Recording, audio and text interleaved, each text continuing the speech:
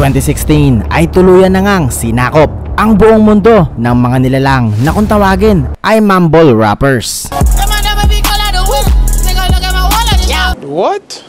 Kaagapay din ito ang labis na pambabastos at pangdidisrespect ng mga bagong sibol sa mga batikang rapper. Kabilang na dyan ang yumaong artist na si Tupac. Born music. Bro, I'm better than Tupac, bro. Tupac can't make rap music. Ngunit sa kabila ng patuloy na pananakop ng mga mumble rappers, Eminem ay bumaba mula sa kalangitan ang rap god o mas kilala natin sa tawag na Eminem. Dala-dala ang album na tatapos sa lahat ng mumble rappers na pinamagatang Kamikaze. Gucci gang, Gucci gang, Gucci gang. Finger bang, chicken wang, EGK, Igaze, Lil Pump, Lil Xan, imitate Lil Wayne. Sa lakas nga nito ay nagmistulan itong bomba na nagpauga sa iba't ibang rapper at kabilang na dyan si 6ix9ine. Dahilan upang palagan siya nito at ginamit pa nga mismo ang beat ni Eminem sa kanta nitong Lose Yourself at binansagan ang kanyang sarili. Do it right when you ain't diss me, I'm a lyrical legend. What did he say? Tatalab nga ba ang kampon ng mga mumble rap kontra sa rap god na si Eminem? Alamin natin yan dito lang sa Cyberflex.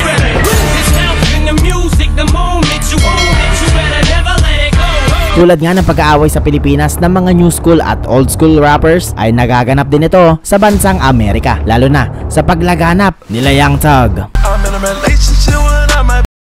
21 Savage, I'm a savage, 21 Smacker, Booty, and Magic, Kodak Black, Tryna diss me, I need you 6 feet. Migos, Raindrop, Drop Top, Lil Uzi Vert, I don't really care if you cry. Lil Pump, I came in with a song. Oh, yeah, I came in with a song. Lil Yachty, Hey little mama, would you like to be my sunshine? at iba't iba pang mga lil rappers. Ngunit sa sobrang taas nga ng kanilang ere ay mukhang hindi na rin nakatapak ang mga paa nila sa lupa dahil sa paulit-ulit nilang pangbabastos sa mga pioneer ng rap game. At isa na sa mga walang respeto na ito ay si XXXTentacion. Bro, I'm better than Tupac, bro. Please don't compare me to him. Please don't compare me to him. Please don't. Tupac can't make rap music. Lil Xan, Born music. Lil Yachty, He thinks Biggie is overrated. Kodak Black, People trying to say, oh, I can't put myself in a category with Tupac them. Actually, I'm better than them. You know why? Cause I'm like, I live what I rap about. Them niggas just legends, like, cause they died. You lame. at Lil Pump. Hey, Eminem, you as lame as ain't nobody listening to your old ass. You lame as bitch.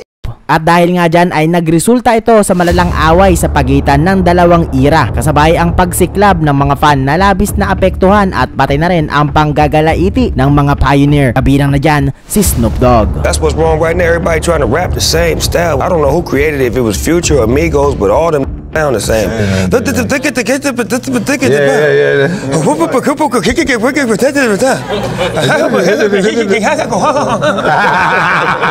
Ngunit tila wala itong talab sa mga mumble rappers at nagpatuloy pa rin ang kanilang pamamayagpag.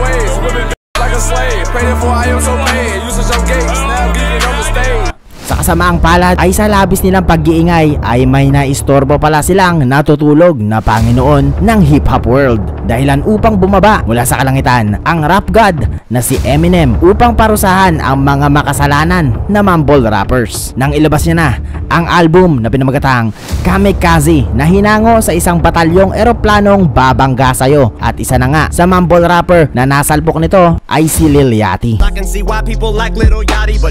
Ginaya at pinagmukhang eng-eng ang flow ng grupong Migos. Brain dead, eye drops, pain meds, Cyclops, Raindrop, Drop Top, smoking, no cooking the hot box. At ganun na rin sa kanta ni Lil Pump na Gucci Gang, kung saan dinawit niya ang iba pang mga Lil artists na ayon sa kanya ay gumaya lang naman kay Lil Wayne. Finger bang, chicken wang, EGK, Igaze, Lil Pump, Lil Xan, imitate Lil Wayne. Hey y'all, come look at this.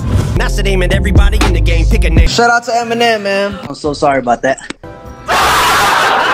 At isa pang shots fired nang i-decipher niya ang paulit-ulit daw na style ng mga mumble rappers. Next minute they get the stuff from Migos, so they copy Drake. At isama na rin natin ang pagganti niya kay Tyler the Creator. Tyler create nothing, I see why you call yourself a bitch. Nang i-criticize siya nito dati.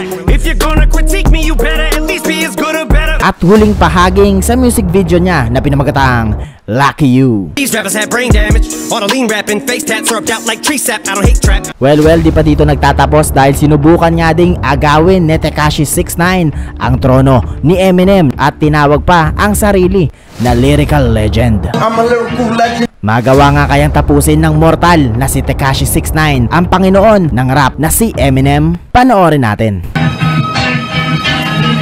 Do it right when you ain't diss me. I'm a lyrical legend, I know they miss me. All you mumble rap kids, colorful hair, can't compare to the lyrical phenomenon that's right here. Mars, Jupiter, Venus, origins and oranges combined solar eclipse. Your mind is an eclipse of the origins in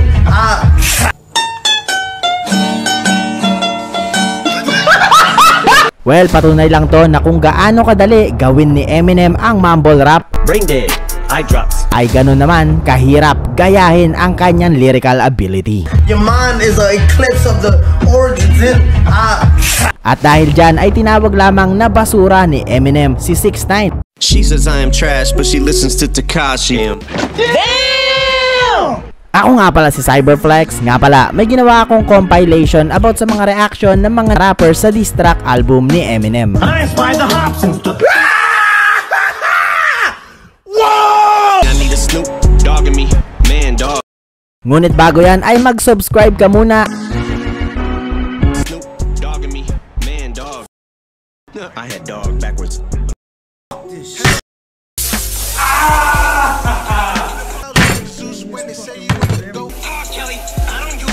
I inspired the Hobsons. Whoa! Oh! Hey! What? I didn't even know he knew who the I was. God.